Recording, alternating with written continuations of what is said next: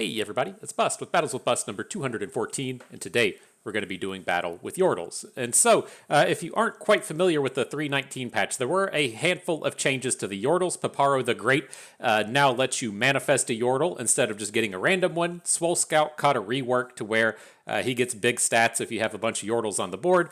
And then Yordle Newbie also got a rework to where it's a cheap early game play, and then it gets some bonuses if you are looking to play additional Yordles. And so, with these in mind, that's where we're coming with our deck today. And I think you really have three options in terms of how you're looking to build your Yordles deck. I think you kind of have the all-in on Yordles keyword kind of deck, to where you're going to be playing the Yordle Explorer and Paparo and the Yordle Smith. You're going to have the Yordle Captain up at the top end, and you're going to really focus on the unit growth aspects of the deck. I think that there is, some power here, but I don't think it's really super safe to be playing this right now. A lot of the Yordles just come down and have a lot of problems running into Seraphine, and I don't feel like Seraphine's been nerfed into the Netherworld. I think she's still going to be around, and I don't think it's something that these one health small plays really want to be slamming into. Deck option number 2 is the Yordles and Arms style deck. That's where you're playing with the discard package with the Boom Baboons. You're using the Teemos and the Poro Cannons as your elusives, and then you're going to use the Yordle Captains and use Yordles and Arms to make your elusives come in for a big OTK style of attack. There may be something there. That's not what we're playing here today. It's really kind of fallen out of favor as a deck of choice in the current formats, but I think that's still, your kind of reasonable option for Yordle deck number 2. Then for Yordle deck number 3, we are looking to build around the Bandle City Mayor. And so this was a deck that came up into popularity maybe like 2 or 3 months ago, probably with the release of Improvise, as to where the Bandle City Mayor can cheapen up your multi-faction units. Both Lulu and Palpy are multi-faction, along with the Wandering Shepherd. Then this really unit boosting package ties in nicely with the usage of the Demacian Challengers, so our Fleet Feather Tracker and our Petricite Broadwing. And then we're looking to just kind of tie all these synergies together with some rallies, right? Relentless Pursuit and Golden Aegis, fantastic in terms of board control cards, but we get a little bit of an extra boost now that we have the Yordles package. This was a deck that used to just kind of fall flat.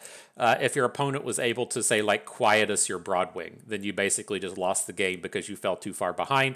Or if you get these starts to where it's like you play 5 or 6 mana in the first 3 turns on cheap units, and then your opponent's like, LOL, it's Seraphine.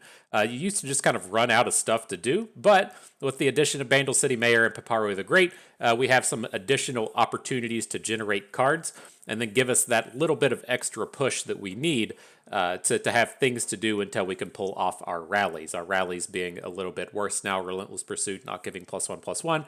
Golden Aegis costing 5 mana now. And so I think Paparo is the kind of real interesting choice here. Again, we are playing a bunch of Yordles that tie into Paparo, the Lulus, the Poppies, the Yordle Squires, and the Smiths.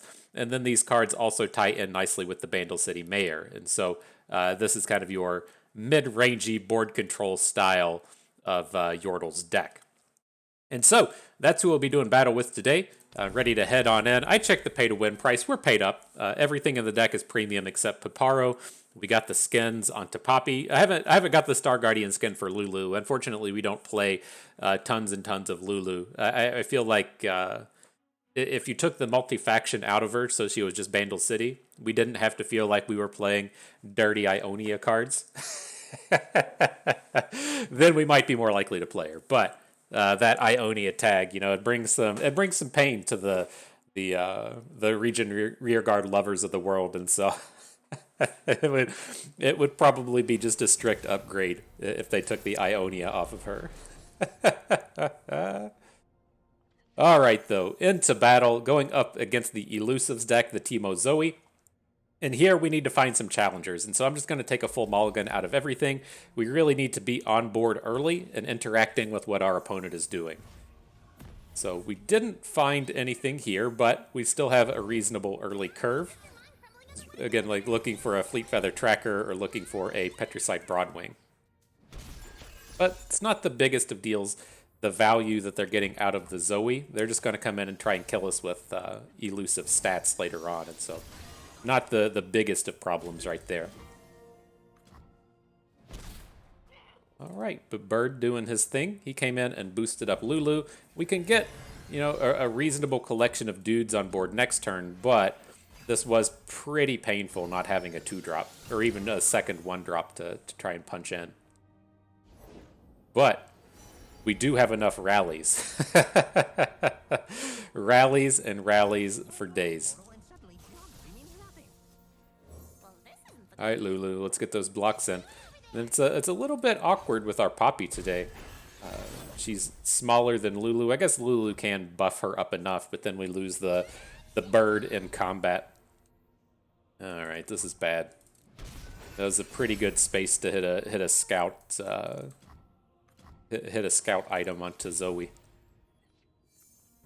All right, and a comedy of errors, if you will. We finally hit our Broadwing, but we don't have the cards in hand to be able to drop it with Challenger. So I think we're stuck just dropping Poppy, and then hoping we can't close this down with a rally and 2 attacks. Opponent may be short of killing us next turn. Like, if they have the become a 5/5 thing, then we're probably just dead. But if we can survive to our next attack token, we may have a chance to win this game.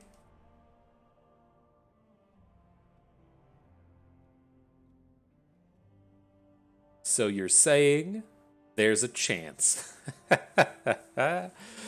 There's a chance, indeed.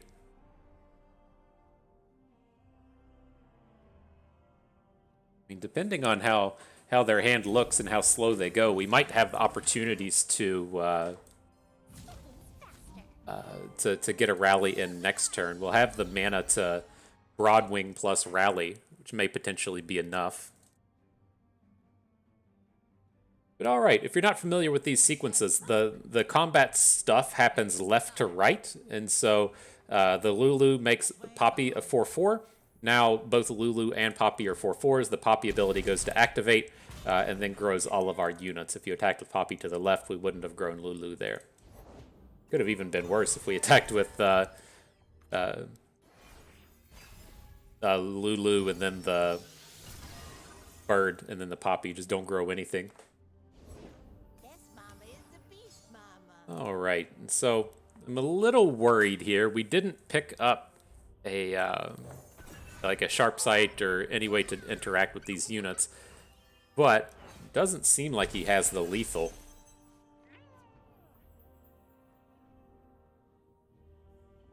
Let's just go with the Relentless Pursuit. I don't think we're gonna need the Ranger's Resolve, but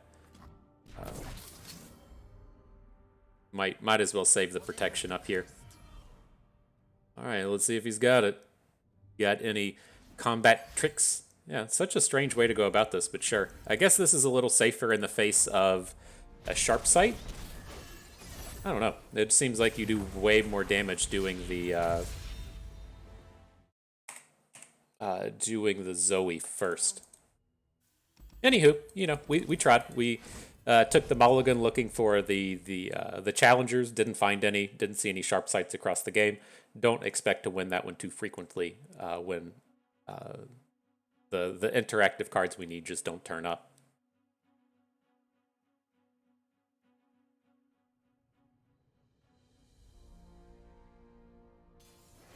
All right, on to the next one though. A little bit of tumble rumble. Let's see how this goes. This can be another challenging matchup for us in the sense that we don't have a lot of stats to throw in front of a big rumble, right? He tends to just come in and slam for a ton of damage. So can be a bit of a struggle. I hope that was not.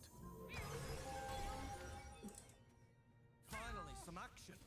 Reasonable enough to go ahead and clear out the board. I don't like giving up our board here if we don't have to, but we're building up to this Fleet Feather Tracker plus Lulu, and there's a pretty reasonable chance we can actually have some pretty good and interactive combats against a Rumble. And so I want to just try and slow him down a little bit, see if we can't get our strength on board. All right, no blocks there. Come in with the Lulu.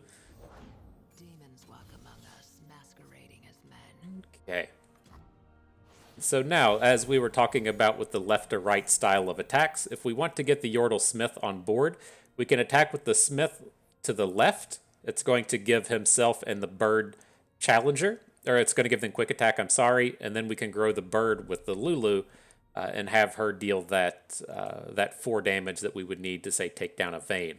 But the flip side of this is another one of these like really awkward boards to where we can't get 2 units down this turn. Right? We'd really like to play the Shepherd and the Smith, or have something like that go down. So I'm leaning towards just playing the Poppy. We can still make a big enough board to interact favorably with all these people, and maybe just rally next turn.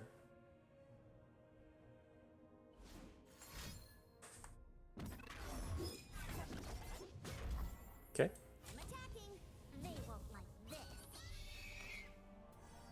Right. So we got the units that we particularly care about in the Lulu and Poppy have been grown. Now the question is going to be, do we actually want to protect this Fleet Feather Tracker to try and use it next turn to potentially take down a Rumble? I'm not opposed to it, so we would say be trading our Lulu for Vayne, or if he has another combat trick, which isn't unreasonable to say, then he can put the Vayne in front of Poppy and try and take her down. But I think this is a strong enough space to potentially give up on the Lulu. Well, that was a pretty damaging round. Pretty painful. But this is the kind of spot where I wanted to take a moment and talk about Paparo, right? In terms of, we're pretty much out of stuff to do. And when we have Paparo and get the 2-for-1s out of him, gives us some pretty good options in terms of kind of clawing back into these games, right? Opponent has like 1,000,000 cards in hand compared to what we do. And so it can be nice to get the extra power out of there.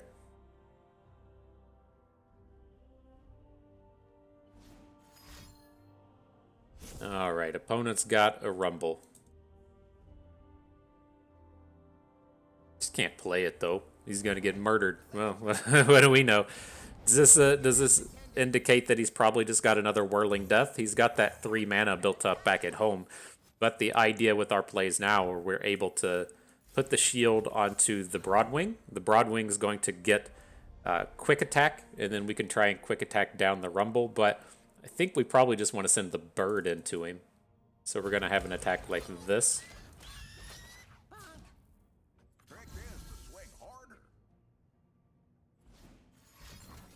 Yep.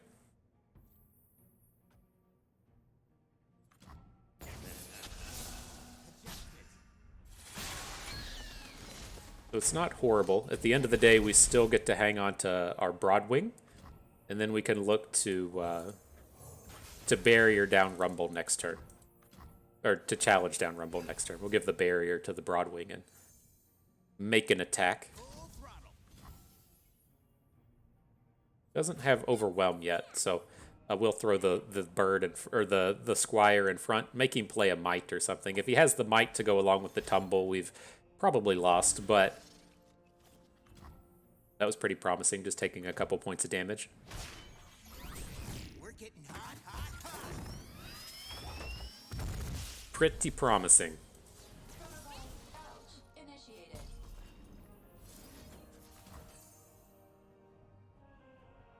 There's not much that they can do after they tumble, right? He's only going to have 2 mana.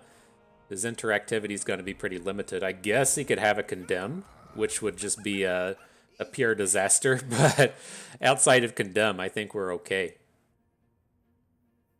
He's tapped below his tumble mana now.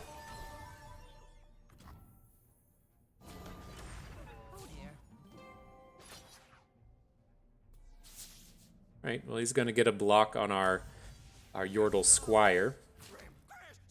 But we get the key victory here in taking down the Rumble.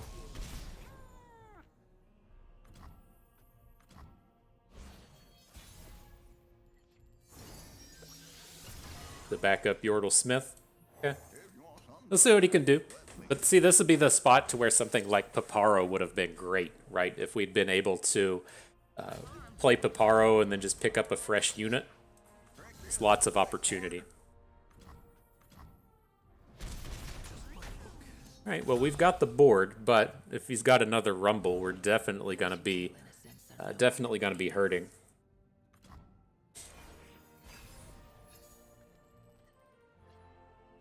Speaking of Paparo, oh, gross. Okay.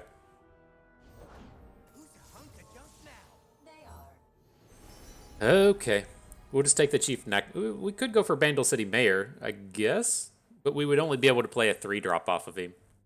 The 1 point of health probably isn't as relevant with that Chief Knack attack.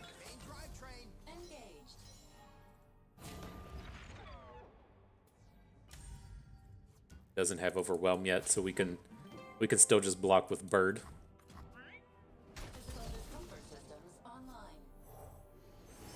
But you got Bandle City Mayor.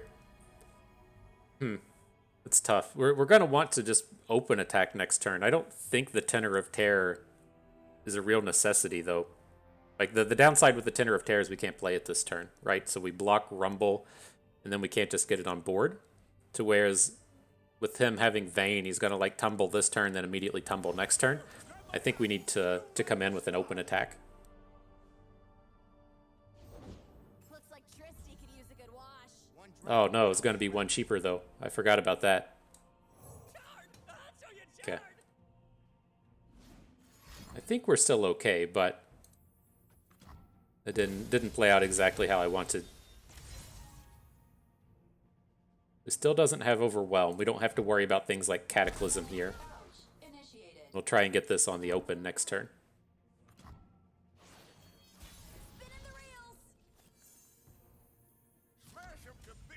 Alright, so same deal. We want our Yordle Smith to the left. He's going to give everybody quick attack.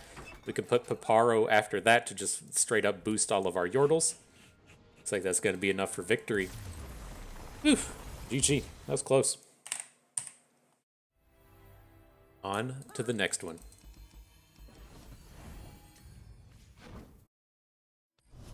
Alright, next battle. Have you all ever ate Necco wafers? Is that like your favorite candy in the world?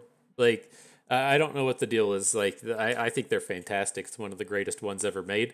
You're probably like, ooh, Bust, you're gross. They're probably like, fuck you. You probably like Tootsie Rolls. That shit's the worst. But the Necco wafers are one of my favorites. It tastes like if you took Pepto-Bismol and then said, hey, let's add a drop of sugar to this. That's what a Necco wafer is going to taste like. I think it's delightful. The wife thought I was some kind of moron for enjoying these things, but I was sampling some Pepto-Bismol yesterday, and I was like, I forgot this just tastes like the best candy ever made.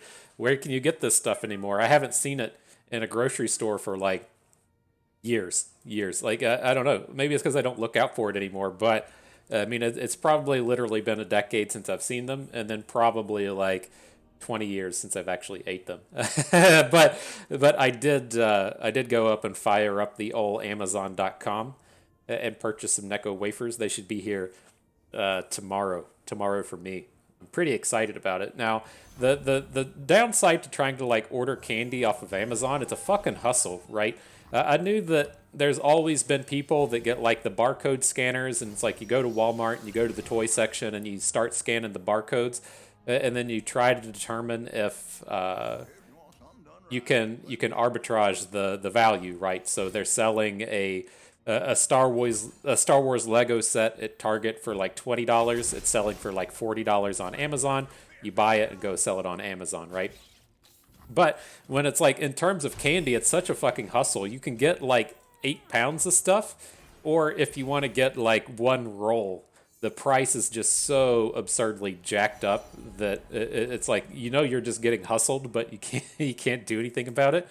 And so that's what it felt like here. I didn't like completely get boomed on this one to where you're paying like $9 a roll, but I feel like it was like $6 a roll for this one. And I couldn't decide if that was just like inflation or if that was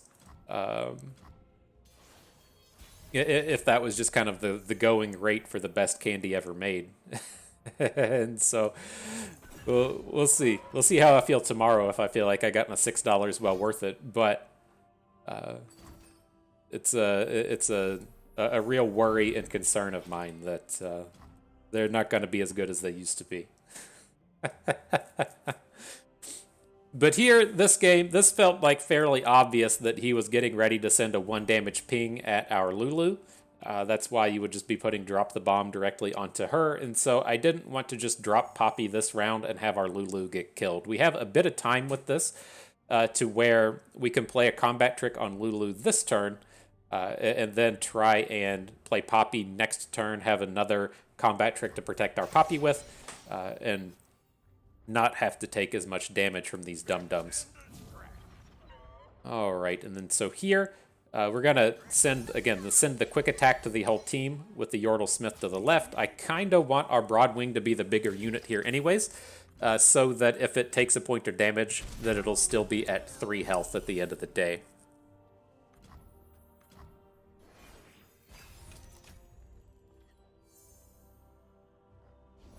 Right, so looking pretty reasonable and stuff here. We got Poppy.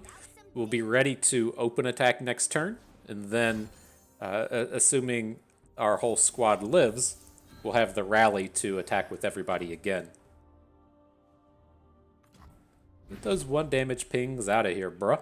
But this is exactly why I didn't want to be playing with just like the full-on Yordle version, right? There's just too much of this stuff happening to where... to where the small health units don't work right. But here, again, everybody has quick attack, right? We've got our Yordle Smith to the left. Lulu then boosts Poppy. Poppy becomes a 4/4, boosts the whole team. And then the Broadwing gets to enjoy the bonuses from everyone.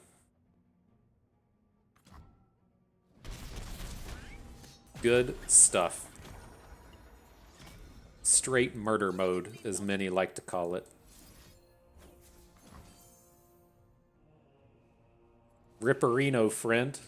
GG. Send you some Necco wafers here in a bit.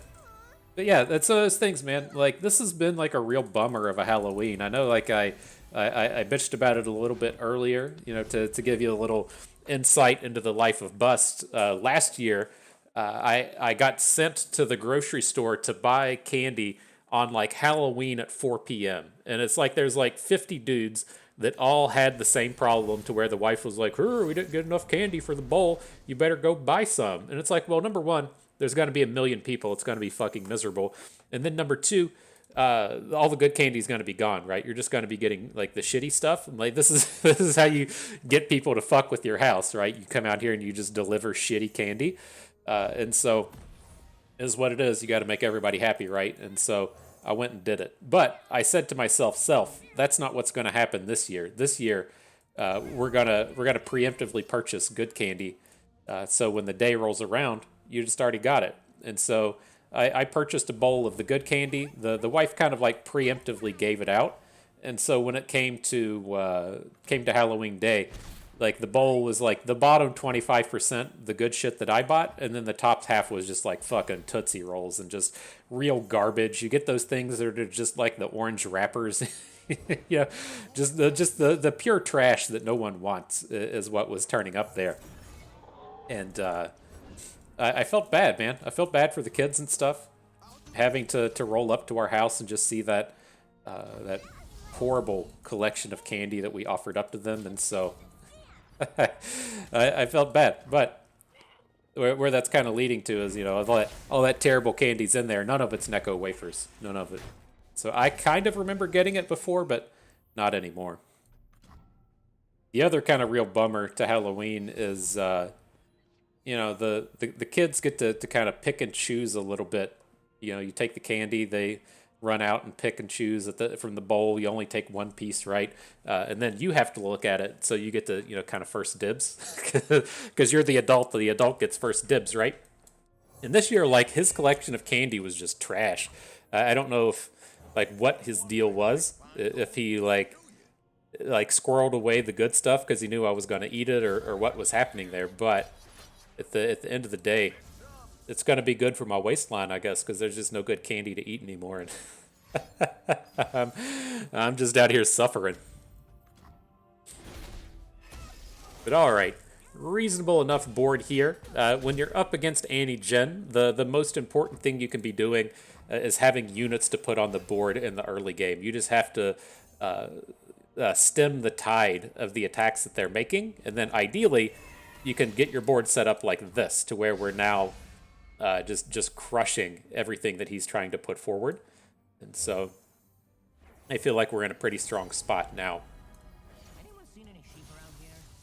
I don't want the scout thing. We're not going to get good usage out of it. I want to be able to kill the Solari Sunhawk if he attacks with it.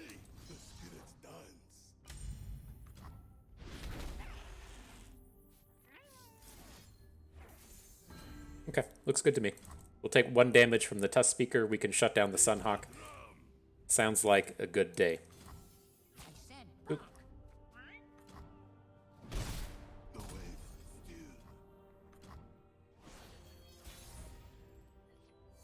Alright, all the Yordle Smiths today. Do we even want to bother with them? Like, we get basically the same thing out of Bird. Let's just lead with Bird. And then we'll decide how we want to handle the turn after this. War Mason, reporting for duty. There's nothing a good giggle. So you have 2 options here, right? You can, what I think we'll end up doing is you can attack with, well, The choice is, do we want to give our entire team quick attack, right? We can make this attack, which boosts the Smith to a 4, then the 4 gives everybody the bonus. Or do we want to boost the Broadwing? And so the Broadwing now gets a good hook. I think we need to boost the Broadwing. So we'll attack with the Smith first. That's going to give the quick attack to the Bird and to the Bird. Bird 1, Bird 2. We definitely want to take down the Boom Crew Rookie. And then the next worst one after that, we'll take down the Sunhawk. Just the Rookie's kind of guaranteed to get some damages in this round. Or next round if he attacks with it, I should say. It looks good. And then my reasoning for playing Bird here instead of the Yordle Smiths was a matter of mana. So if we roll into the next turn and pick up a rally, or if we pick up something expensive, we have the same amount of power on board on the initial turn there, but on this upcoming turn, if we need to spend a bunch of mana, we have it. Doesn't 100% apply here, given that we could probably spend all the mana anyways, but that was the kind of consideration in head. We're getting the same amount of attack on our attack turn, but then have all the extra point of mana on the following turn. All right, good stuff though. GG.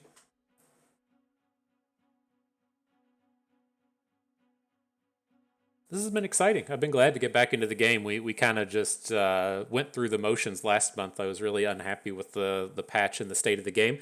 And I thought that was... I couldn't tell if that was just kind of like limited to me. I don't have a great pulse on a lot of the format, but I was facing a large number of well-known players all through the Diamond space yesterday. And so I don't feel like, given the quantity of players that I played against where I recognize the name as being really high-caliber players, all being in Diamond, I have a feeling that I was far from the only one that was not really motivated to play in the Seraphine patch. So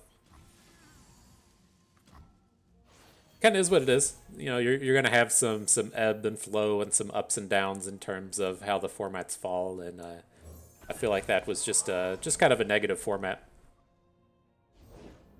But the thing that did kind of interesting to me was that within the past week or so, you did see an article from, or not an article, it was just a tweet from Aaron Forsyth. He's somewhere at the head of Magic Development, one of the head honchos over there. But I guess there's not a lot of people playing Standard anymore. And he was asking the question and bringing up, why don't you play Standard anymore? Why do you miss this? It used to be the most popular format in the game. The competitive aspects of Magic kind of fell by the wayside since Commander became popular, but I guess the modern and the more legacy formats are just way more popular than Standard is in the current state. It's kind of interesting to see how things change and how they shape up, and even with Magic having 30 years of experience under their belts, they're still making mistakes and trying to improve and everything. And so, thought it was good stuff. Nah, dude, you're not getting the ram stance. Get that out of here. Quest will be over quicker than you can fry a ferret. Okay. Oop. Oh no, hang on. We don't want to do it like that. We're gonna have the growth come in from the Yordle Squire. We can do one of these. Perfect. And so this is the space I was kind of talking about with Paparo, right? In that, you know, we don't have a giant Yordle board. We have a Broadwing and 2 Fleet Feather trackers down, but we're going to be able to play Paparo and then get our choice of a good expensive, and then potentially use that to close out, right? Because we're just essentially out of cards at this point, and so having access to just this little bit more value is kind of nice. I think we do want the Paparo in place of putting the Wandering Shepherd on something. Where are you at? We're just going to use it to boost our 2 other Yordles.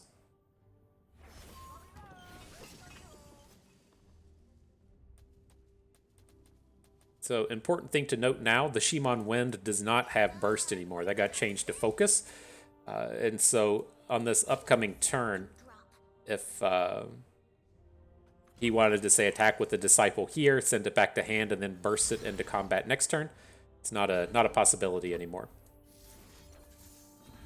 But this is a very questionable attack. Like, ask yourself what happens with this attack, right? It either you attack, and if I don't have a combat trick, if I don't have any way to stop the damage, if I don't have any way to replace a unit, I just take 4. You're never killing me with this attack. But if I do have a combat trick and I get to block and I get to kill your unit, then you've just 100% lost the game. And so maybe he is kind of in that space where he's just like, well, I just have to have something go right, and I want to deal a couple points of damage here.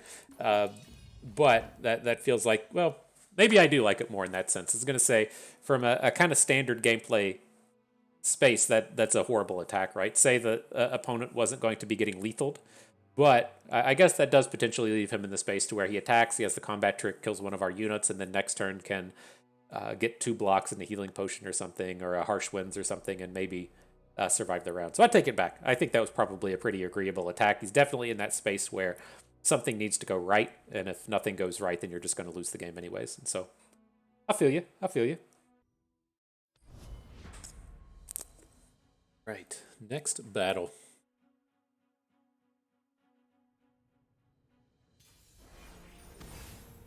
What you got for us, the old Ezreal Seraphine? Sure. We thought these days were gone, didn't you? And so typically up against this, I do like to hang on to Poppy. It can be very important just to get the big crash of damage from her. Otherwise, I'm going to mulligan these other 2 cards away. I'd like to find a cheaper set of plays if we can. Let's try and put the pressure on early. Not the hugest fan of these draws to where we can't do anything on the second turn.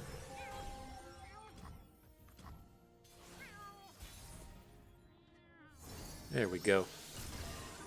Top decking like the pros, am I right? That's the way you're supposed to do it. Beam? Sure. Beam is one of their few ways to singularly deal with a Poppy. And so glad to see that come in. You can still get hit with disintegrates and stuff, but feel a little bit better with that happening. On to the Mayor. Play for a bit of value here. It's kind of interesting with the aloof. There shouldn't be like too many cards we're looking to make opponent discard though. Maybe we do just go with the Poro Sled. It's just like, I'm not the hugest fan of these just big meaty units against decks like this. Striking looks and stunning wit.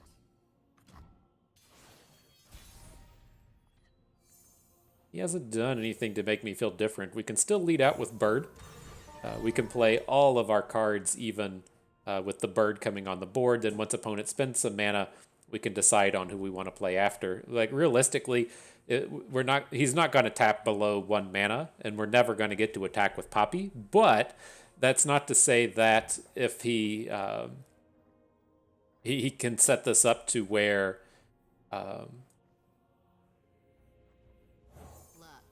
he can't like Ravenous Flock after he plays his card. But here, this still seems pretty reasonable. He's not going to have good blocks against any of this stuff. It's like, I guess he can put Seraphine on the board to block Bird, but none of this stuff that he's doing is really frightening. I'm more than happy to come in and just trade with all of these dudes.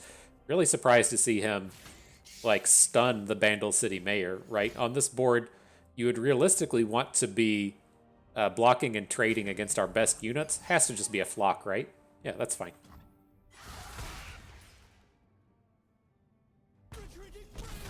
But right, that sequence makes sense. If you're saying, okay, opponent's about to attack me with everything, you want them to be attacking with their good units that you can trade with, right? You can trade that 5 attack thing with just pretty much anything. And so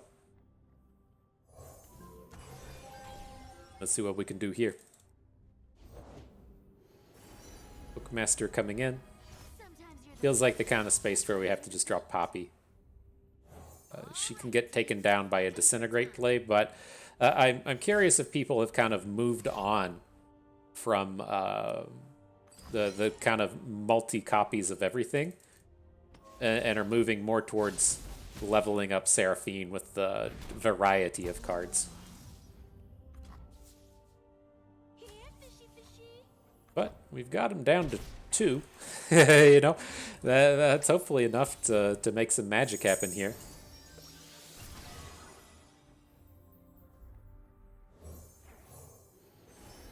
Alright, in with the Shepherd. We'll just go with the stats. This is a pretty low quality set between the Scout and the Shepherd's Hook, but this is okay. Then if he stuns Poppy or stuns Lulu, it's kind of whatever, but we're in this space now to where we're just trying to get stats on board. So if we get to attack with Lulu, she's going to be boosting the Bird, and then we'll have the largest board possible we can have.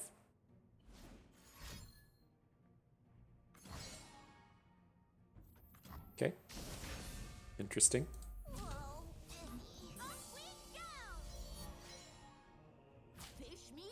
It's wanting to put damage onto Lulu. It's fine. Probably be a Scorched Earth or a Noxan Guillotine. It's all okay with me. Ezreal's a kind of scary way to go about it, though. we can't have tricks to protect ourselves here. So we're going to be playing a Relentless Pursuit. I want to give this guy the opportunity to cast Mystic Shot onto Lulu before we kind of reveal everything that's about to happen. Before the prestige hits, if you will. I'd like him to have to spend his Mystic Shot.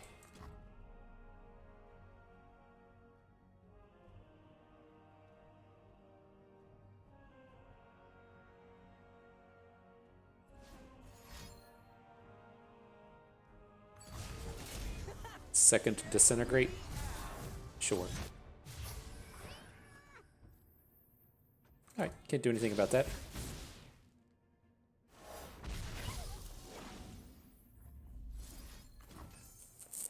So we'll bring in the Relentless Pursuit here. We could put a tiny shield onto one of our smaller units to have it survive an Ezreal block, but I don't feel like that's going to really be enough to get a good prevent on anything here. Especially with the Sentry on board. It can just kind of pick and choose which small unit it wants to block.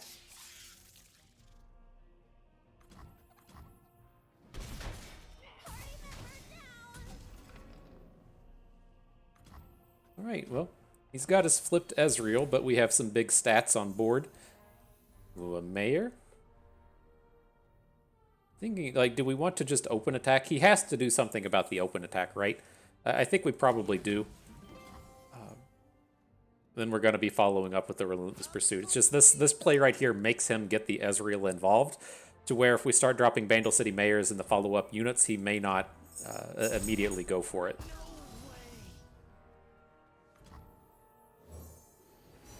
Alright, so Bandle City Mayor. I'm looking at Grandfather Fae. We can play it for 1, and then we can follow up with the Owlcat thing as well. Have that nice spell shielded unit on the board. And we can go for the rally.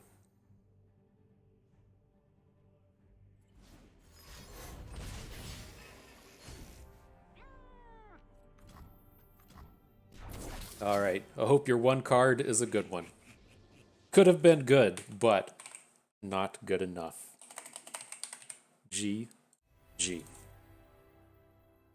All right. Feels good to beat that shit. Get that out of here. Just,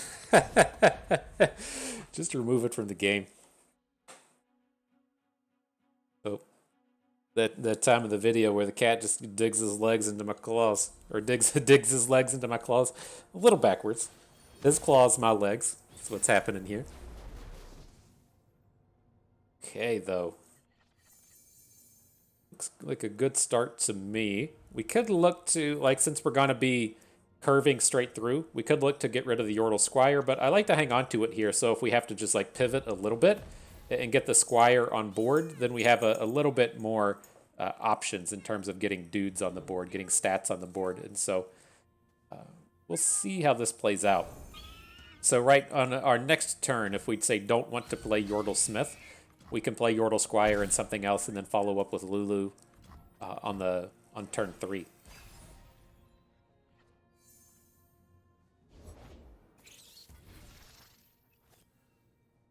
Happy enough with the Smith given this board, though. Then what you typically have happen here is he's going to want to play Draven next turn, but Draven is pretty bad in the face of a 4/4 quick attacking challenger, and so they tend to just take the damage here and then follow up with Draven, which kind of plays to our themes. Get excited? Sure. Still have quite strong attacks this round.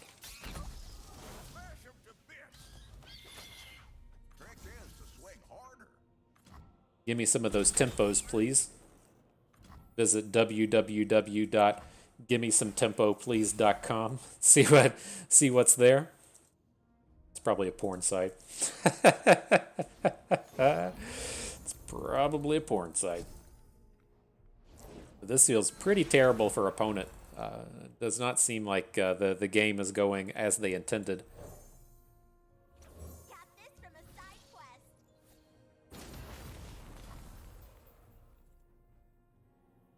We want to block? Probably not.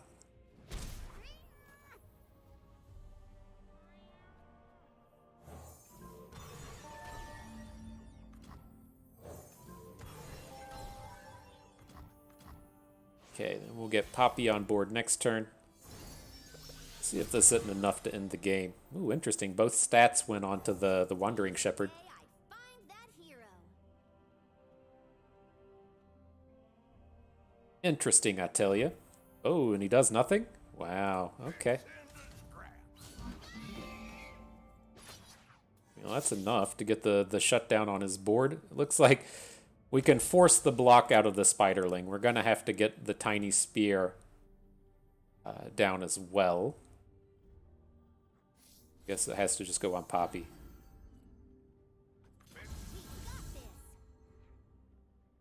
Oh, man, we messed that up. We could have attacked with Poppy to the left, and then she would have had that extra point of health.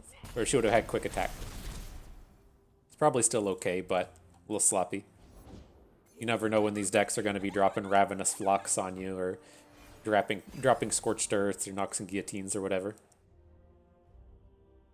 I think we're still okay, though.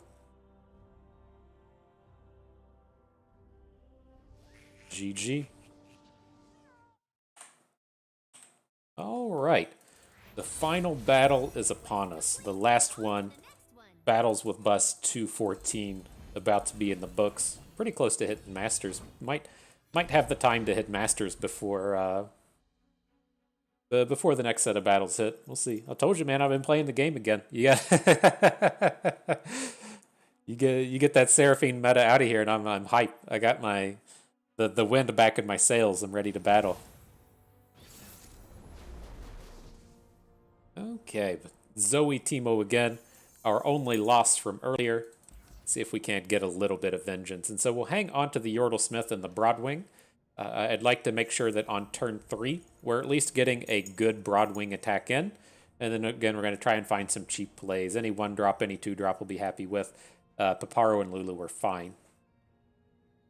Not the strongest of hopes, but not terrible.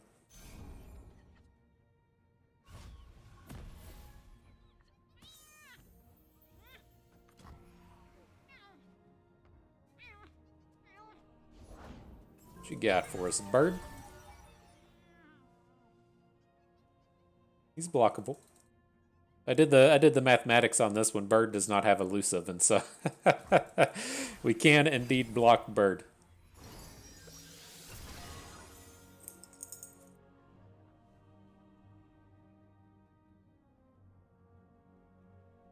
He opens. That has to be fantastic for us, right? I guess that would be appealing if your turn 2 play is like the 1-2, like the 1-2 elusive, and you just don't have a lot of build up yet, or maybe even Esmuth. Yeah, Esmuth would make sense as well. But he's thinking about it. He's not immediately jamming bird into the red zone.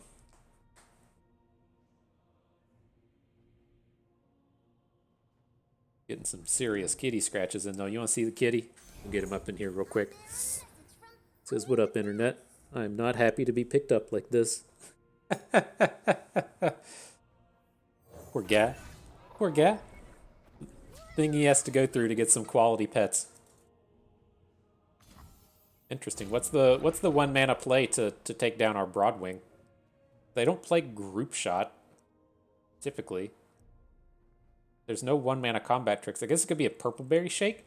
I think some of the versions of this do play Purple Berry Shake. Huh. That's very odd to me, though. Like, what's your play on this turn now?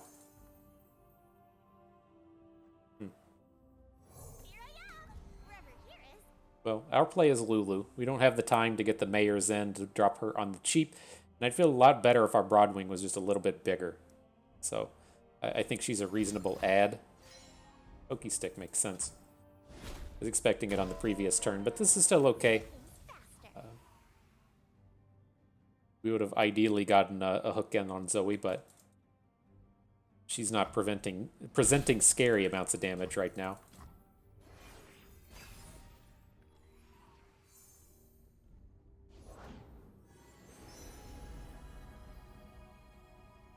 And a 3/3 Shepherd.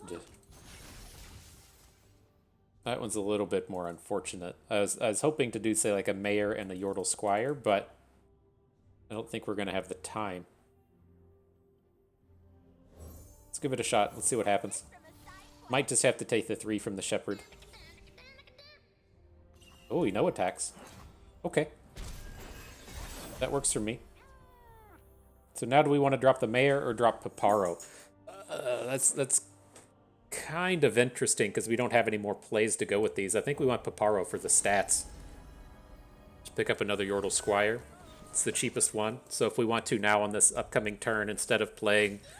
Oh shit, he hit Scout. I completely missed that. And say on this upcoming turn we can...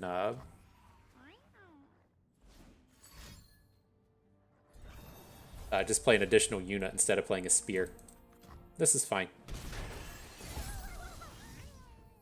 Like, Lulu is not ultimately super important on this board. We aren't playing a game to where we're going to hook in there like 3/3 and then not be able to do anything. So here we can add Smith, Broadwing, Squire.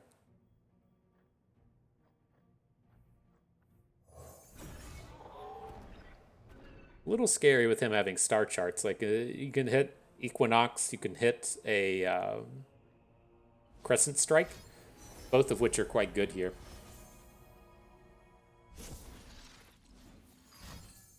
Mm-hmm.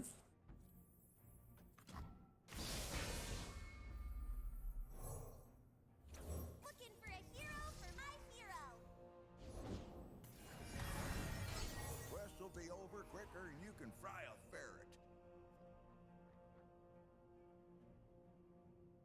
All right, well, we at least got a reasonably big board coming back at him. They shouldn't have too much damage coming at us next turn. I mean, we still have to worry about these spaces to where he puts a like a 5/5 onto Zoe or whatever, but you know, he's not presenting nearly as much damage as that previous Elusives guy did. But I think what ultimately is going to come down to here is if we draw a rally, right? I don't think we're going to be able to win the game on our next attack. An opponent will. And so we'll be able to like get Poppy on board. We can get a million stats on board, but without a rally, I don't think we're going to be able to do it.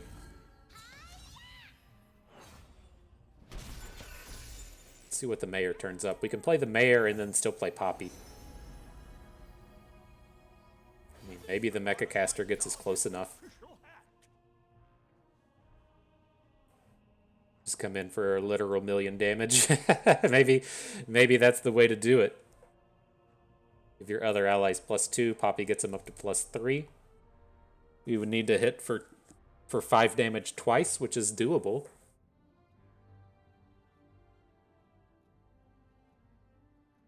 Definitely doable. Mama's home.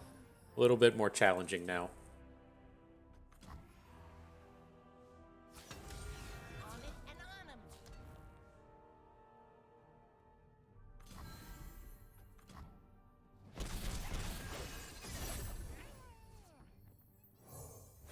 I just know the heroes around here somewhere. All right, so yeah, if we hit a rally, we can do it. I don't think the Mecha Caster is going to be strong enough at this point, but we might be able to eliminate enough of their board to potentially get there. Not real stoked about our chances here, though.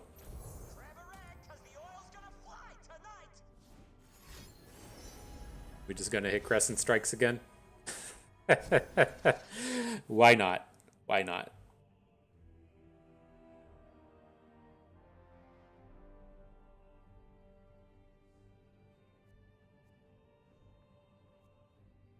This dude's just an actual Yordle. I always thought this was a Mecha Yordle. And so the way we're going to want to set up this attack, assuming opponent doesn't have any cards to add to the board, we'll send the Mecha Yordle to the left. That'll give everyone the +2 attack.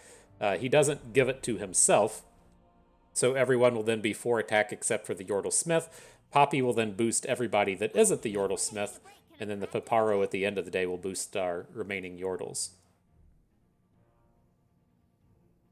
Well, I'm guessing he didn't hit Crescent Strike or Equinox. This is a very super easy time to drop either of those. Like, do we really have to stop and think? What? Okay, guy. That was a real tough decision. Real tough decision there. Jesus. Which 2 cards could potentially give our opponent 14 damage and then the other one giving like 9 damage? Maybe those should be the ones that we Crescent Strike. Don't mind me while I take a half hour here. But nonetheless, not a bad set of games. I'm pretty happy with a large collection of the cards here. The only places in this where I was really kind of questioning and unhappy with how things were going were when we just didn't have a 2-drop. And so I like the idea and concept here of playing both Bandle City Mayor and Paparo. They just give us that little bit of reach and what we need in a kind of more grindy format, where this was good a few patches ago. It was a lot more explosive. I feel like we're a lot more grindy now. This was good back, I think it was like right after the Talia Lysandra patches, when Talia Lysandra was a big nightmare in the format. And so the things were about a step slower from there, and I feel like the format is now a step slower from that one. And so having just this little bit of card advantage is something that I like. But the big problems we were running into those games, it just feels like we need like an additional 2-drop. And so if we cut out one of these 3s for a 2, or if we cut out like either a Paparo, or I'd probably just cut a Paparo out for something just a little bit cheaper, and then I'd be pretty happy with everything else going on with this deck. And so, you know, it's pretty powerful stuff. I'm always a big fan of playing poppies with rallies, and this is another way to go about it. We'll have to give the meta a few more days to kind of shape up and see how this really pans itself out. But this is, you know, a great ladder climber, if you will. And so if you're looking here in the early games of the patch to, or the early days of the patch to rank up, move from, you know, platinum to diamond, diamond to masters, bronze to silver, whatever goals you have in mind, it's always a good spot to bring these aggro decks in the early formative days of the format, while the other decks aren't quite as tuned. So, good stuff. I had fun with this. I hope you did too. And that is going to do it for us today. And so I hope everyone enjoyed the video. I hope you maybe learned a thing or two along the way. I hope you learned about your Echo wafers Maybe you had a good time watching. This is Bust and we thank you for being here.